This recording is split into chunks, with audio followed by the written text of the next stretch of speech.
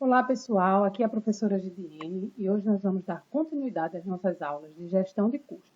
A aula de hoje nós vamos falar de gestão de custos em WAN e a gestão de estoque, a relação do estoque com o custo. Então vamos começar relembrando os fatores que interferem no custo em uma WAN. Então, que fatores são esses? A começar pela política de compras. Se for uma WAN do setor público, a política de compra terá que ser uma política de compra formal, ou seja, os procedimentos de compra serão por licitação ou também por chamada pública. Já se for uma empresa privada, será um procedimento de compra informal. E o que isso interfere no custo? Quando o processo é por licitação, geralmente é por um período maior, muitas vezes anual ou semestral, e, consequentemente, o preço que é dado para os produtos, ele é superior comparado a uma compra informal, porque é um preço que vai ter que ser o mesmo durante todo aquele período de licitação. Então, a política de compra vai influenciar, vai interferir no custo dessa WAN. A qualidade da matéria-prima também influencia, aquele velho ditado, né, que todo mundo conhece, que às vezes o barato sai caro. Então, você comprar um produto simplesmente porque está mais barato pode lhe gerar um custo maior, então é necessário que o nutricionista esteja atento à qualidade do produto que está recebendo e do preço que está se pagando por ele. Também a questão do desperdício vai influenciar no custo, e para isso a gente precisa estar controlando e observando o fator de correção, o fator de cocção, os índices de sobra, o índice de rejeito. Então, são 4 aspectos que o nutricionista precisa estar atento a fim de controlar os possíveis desperdícios na WAN. Outro fator é a questão do padrão do cardápio. Então, um cardápio popular, ele tem um custo inferior comparado a um padrão de cardápio de luxo, devido à composição dos pratos, à especificação da matéria-prima, à variedade de opções que esses cardápios trazem. Então, isso também interfere no custo. Outros fatores que também vão interferir no custo é a questão da estrutura física, os equipamentos disponíveis na WAN, os utensílios de produção e distribuição. E, por fim, a gestão de estoque, né, vai estar intimamente ligado com o custo, que é o foco da nossa aula de hoje. Então, eu trago aqui para vocês esse fluxograma da Alice, que está no livro da Alice Kimura, Planejamento e Administração de Custos em Restaurantes Industriais, em que ela apresenta aqui, né? A elaboração do cardápio vai partir do padrão do cardápio que está se elaborando e das condições que você tem de produção na sua WAN, né? E baseado, utilizando as fichas técnicas, você vai chegar a um custo previsional desse seu cardápio.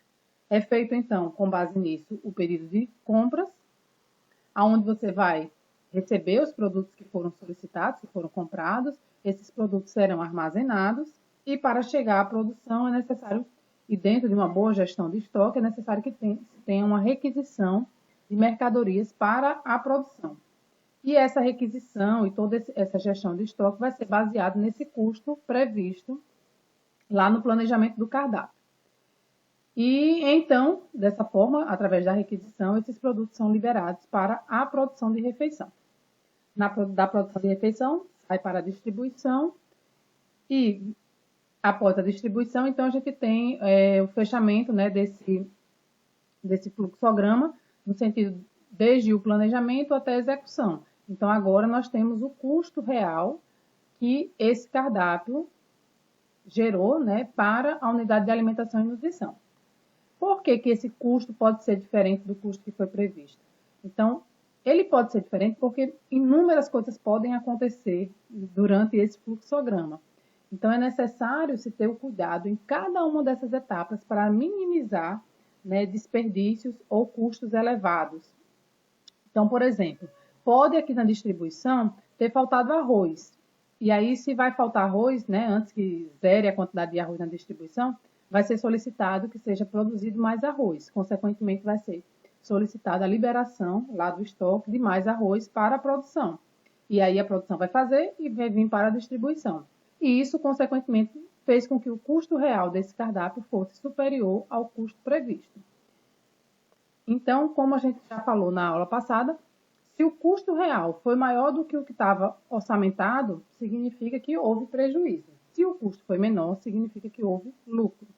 Então, é importante que se tenha o cuidado em cada uma dessas etapas e após a execução, quando a gente chega aqui no custo real, a gente possa fazer uma avaliação de onde houve, né, quando a gente percebe que esse custo real está maior do que o custo previsto, a gente precisa retornar e descobrir aonde houve esse aumento no custo, certo? Então, qual foi o fator que fez com que esse meu custo elevasse.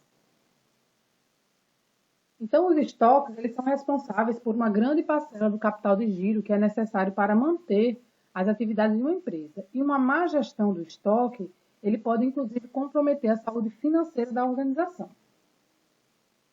Então, na gestão de estoque, nós temos que ter uma ficha de estoque, né? As fichas de estoque, onde vai ter qual é a especificação do produto, que quantidade tem em estoque, qual que é o estoque mínimo desse produto, qual que é o estoque máximo, qual a validade do produto e qual o preço em que esse produto foi comprado.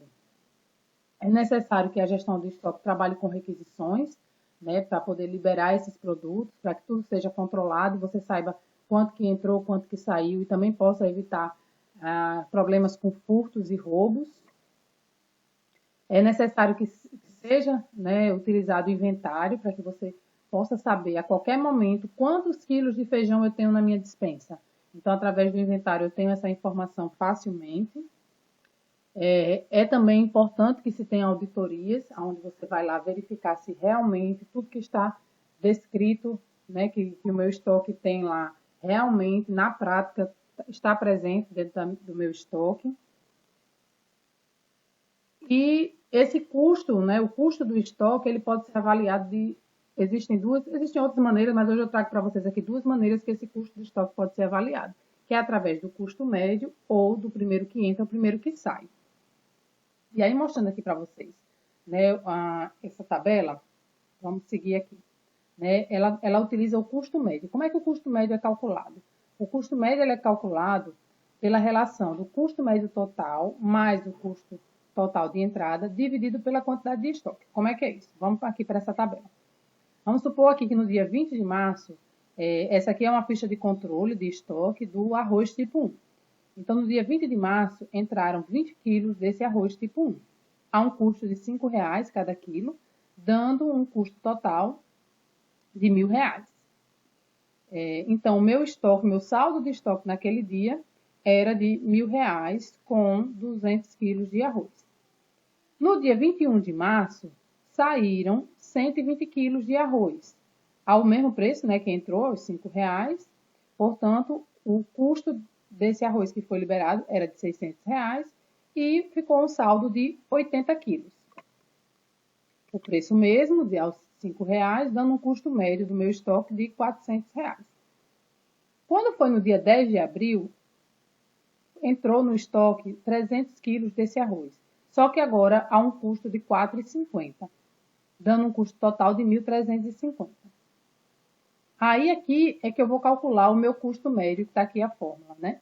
Então, eu vou ter que agora a minha quantidade total vai ser o estoque, a quantidade que eu já tinha em estoque, mais a quantidade que chegou, ou seja, 380, que é essa quantidade em estoque. O meu custo médio total, qual que vai ser? O meu custo médio total vai ser o saldo que eu tinha, esse custo médio total que eu já tinha pelo saldo em estoque, ou seja, R$ 400, mais o custo dos produtos que acabaram de entrar, R$ 1.350. Então, eu somando eles dois, eu tenho R$ 1.750, certo? Então, o meu custo médio vai ser esse meu custo médio total, né, que tinha no estoque anterior ao que chegou, aqui os R$ 400, mais o custo total de entrada, que é 1.350, que vai dar 1.750, e eu vou dividir pela quantidade em estoque, que são os 380. Então, isso me deu um custo médio de R$ 4,61, ok? E assim segue a planilha. Já o primeiro que entra, o primeiro que sai, ao invés de utilizar esse custo médio total, é usado o custo do lote mais antigo, quando da saída do produto para a produção, até que se esgotem, partindo para o segundo lote mais antigo. Então, voltando aqui só para mostrar para vocês.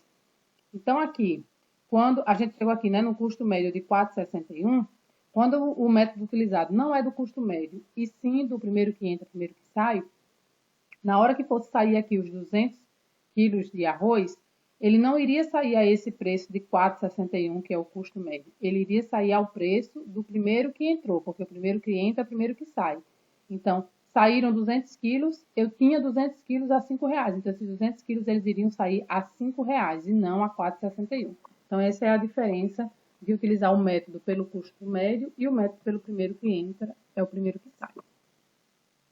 Bom, essas aqui foram as referências que a gente utilizou na aula de hoje. Se você gostou, deixa aí o seu like. E qualquer dúvida, pode entrar em contato. Obrigada.